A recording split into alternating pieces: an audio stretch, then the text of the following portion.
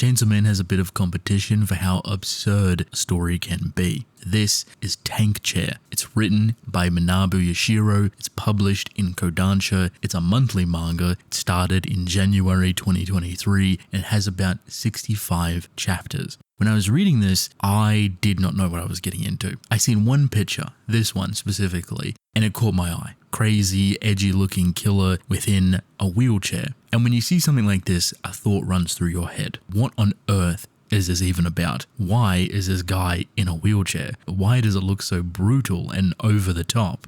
All my questions would be answered instantly, and I actually think it gives Fujimoto and Chainsaw Man a run for its money for how out there it can actually be. Want to see something cool? I have a Patreon with a free weekly manga podcast talking about all of these amazing stories and a way for you to support me directly if you feel inclined. I greatly appreciate it. But I also have a brand new podcast channel. Link is in the description. Please go and subscribe. The weekly manga podcast will be updated there at the end of every week. Thank you for your continued support. I am a big fan of stories that try to do random things. Take a bunch of different ideas and mash them together, or try to create something so out there and unique that it just works. And this is a very difficult thing to do. Chainsaw Man's really powerful visually because it's just a random guy with chainsaws coming out of his arms and head with an engine block for a face. Tank Chair follows that exact same motif. That wheelchair is a literal tank that can morph into different things, and the random guy sitting on it is a top tier assassin. Tank Chair follows two characters, Shizuka and Nagi. They are siblings. Nagi was an assassin, a very good one. Shizuka is his sister and rather useless. They used to attend this academy where people would be trained to become high profile and talented killers, going through a ranking system. Shizuka was not good, but Nagi was considered the best, and he would always look out for his little sister.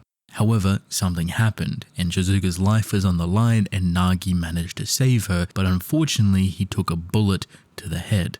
This bullet that is still lodged within his brain would put him in a comatose state, unable to walk or interact with the world. He would sit there, almost lifeless.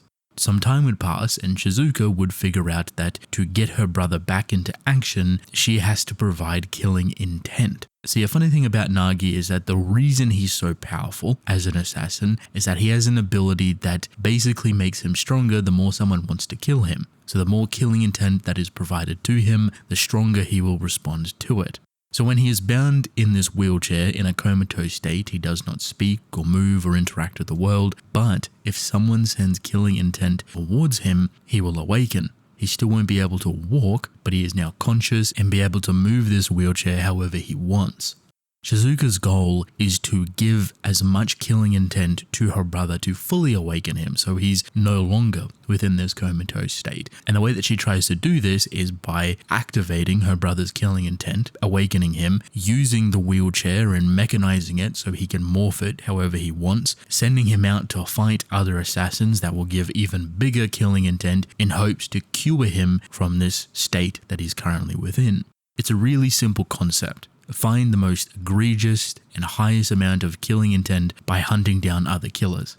Originally, I thought the story would just be this, but very quickly it takes that idea and spans it into something way out of left field. It's not entirely unexpected, but the level of power shifts dramatically. See, Nagi as an assassin and in a wheelchair is incredibly powerful. He doesn't have any difficulty taking down other assassins. However, that is until you get introduced to someone very important known as Sensei. This is the leader, owner, and operator of the academy that both Shizuka and Nagi used to attend. Sensei is not an assassin, but he is very different. So much so that people consider Sensei both a Buddha and the devil combined as one. Someone that transcends time and space. But you don't really know what Sensei's goal is.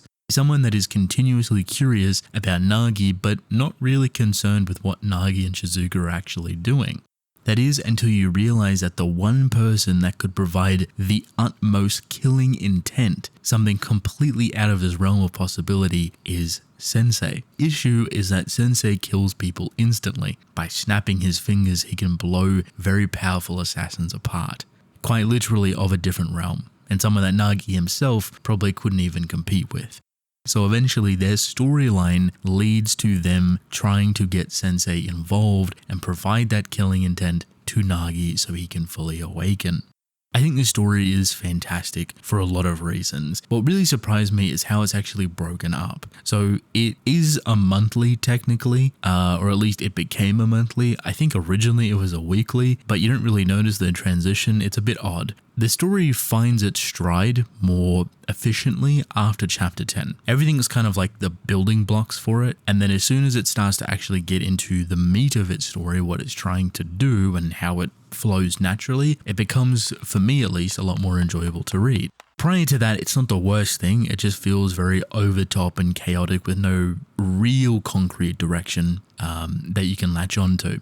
What I found compelling was that it's kind of broken up into parts. So the first unofficial act of this story is like the first 20 chapters. And then the next one is like another 20 chapters. And then the next one is like kind of where we are now. It breaks itself up into time skips and years and like situations that feel rather fitting. And it kind of makes you wonder like where exactly this story goes progression wise, because it's not linear. To the point where it feels like it almost got cancelled around the 20 chapter mark and it was trying to conclude its biggest story right then and there. But somehow everything that's come after it has been just as good, even if it's rehashing a lot of the original stuff from the beginning of the story. How much can you really do with an assassin in a wheelchair? A big selling point of this story and the Chainsaw Man competition aesthetic is that it's really weird. It's a funny story. There's so much odd stuff in here to like indulge with. The main character is an assassin in a wheelchair, and that wheelchair transforms into all of these different forms so he can take out other assassins. But then the other people that he's fighting are also just really weird, and there's no explanation for it. It kind of just is, which I find rather funny. For example, one of the first people he fights is a giant monkey, like an assassin monkey guy. He comes across a guy with 2 heads, another character that controls animals, another one that's merged with an octopus as a mask. The hook of it is definitely how weird and wacky it can get. And then at the top, you have Sensei, who is just completely out of the league of everybody. And when I say that Sensei is out of the league, I mean that literally. The story does a great job in showing you the powers of these characters, like how strong they are and how much they can actually get done, and they kind of equal out rather well. Because Nagi is considered the strongest even in like a comatose state, and with a wheelchair, you don't really have a problem scaling that power-wise. Everyone's either going to be around him or below him. Sensei is this monstrosity that even when he sends his killing intent to someone, it is visualized as this absurd, aquatic, godlike creature about to devour everything in its path. The literal representation of death in a godly amphibian form. What does that even mean? I don't know, but it just scales Sensei into a completely different realm. Funny enough, they kind of remind me of Makima a little bit. I don't know if there's a bit of inspiration there, but just the level of control and fear that Sensei puts into every character feels rather fitting to Makima. While its story may not be its strongest suit, its artwork definitely is. It's incredible to look at. It honestly reminds me of a lot of early 2000s type story, like a bit of Dorohedoro, and you see that utilized to its fullest. Tonally, the story is disgusting. The island that they reside on is horrible. Bunch of criminals and gangs and assassins, everyone's just blowing each other up. There's no real safety to anything, and that's showcased in really gross, corporatized, mechanicalized types of way. I think it provides an overall edge to the experience that when stuff does happen in the streets or Nagi is out there fighting other assassins, it feels gritty and raw and just gross. As much as Nagi is the selling point with Tankchair, funny enough, a carrier to probably the best of this story is his little sister Shizuka. So she is the main character, technically. She's who you're going to be spending the most time with because she's the one going around trying to help her brother, but she's kind of worthless. Like, she doesn't really know how to do a lot of things. She can't really defend herself. She's not really an assassin, even though she's had some training for it. So she gets into really sticky situations that almost gets her killed, and it's surprising that she's able to get out of them alive. She's also really blunt, and I find that appealing and rather funny. When everyone's so serious and over the top in this world, she is there, just chilling. Blank expression, facing death, not even worried because her big bro's about to obliterate everybody. a strong aspect to this story, but probably not acknowledged enough because it's kind of difficult to get into, is the relationship between Shizuka and Nagi. So having a sibling relationship can be really one-dimensional. There's not all too much you can do with it, depending on the context of your story. When you utilize the context of your story to the max, you can obviously elevate the experience tenfold. So you take a typical relationship of siblings and you flex it as much as possible. So what you're trying to achieve between siblings is this desperate back and forth of both reliability, but love and family. And how do you challenge all of those things when your brother's in a comatose state and a sister that could die at any moment trying her best to save her brother?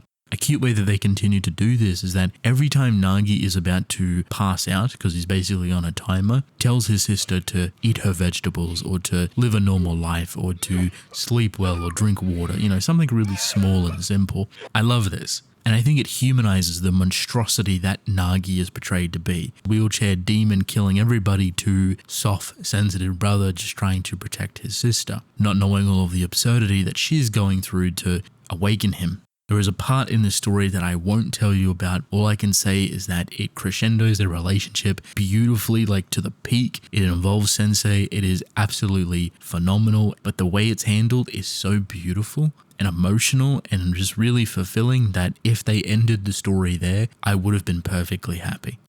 I know this story isn't going to be for everybody, but if you're looking for something that's a little bit absurd, that reminds you of Dorohedoro and the weirdness of Chainsaw Man and like the edgy brutality of like early 2000s seinen manga, this will be up your alley. And you'll be surprised with how much the story comes around later on and how it fills itself out to be a lot more rewarding.